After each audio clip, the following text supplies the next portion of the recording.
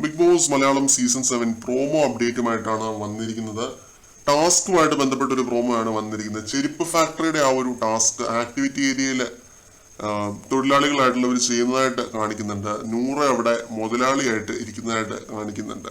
അപ്പോൾ 50 ചെരുപ്പുകളുടെ ഒരു ഓർഡർ ആയിരിക്കണം ഫസ്റ്റ് റൗണ്ടിലെ ഓർഡർ. അപ്പോൾ എല്ലാവരും 52 ചെരുപ്പുകൾ ഉണ്ടാക്കുന്നുണ്ട്. അക്ബറിന്റെ നേതൃത്വത്തിലുള്ള ആ ഒരു ടീം 52 ചെരുപ്പുകൾ ഉണ്ടാക്കുന്നതായിട്ട് ഈ ഒരു പ്രോമോയ്ക്കകത്ത് കാണിക്കുന്നുണ്ട്.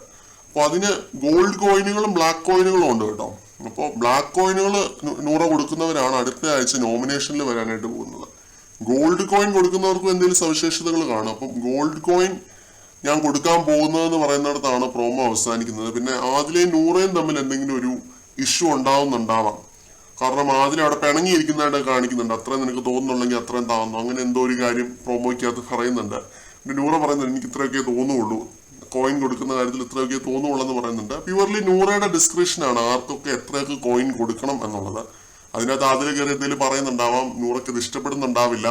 അപ്പൊ ഇങ്ങനെയൊക്കെയുള്ള ഓരോ ചെറിയ ഇഷ്യൂസ് ഉണ്ടാവുന്നുള്ളതായിട്ട് ഈ ഒരു പ്രോമോയ്ക്കകത്ത് കാണിക്കുന്നുണ്ട്.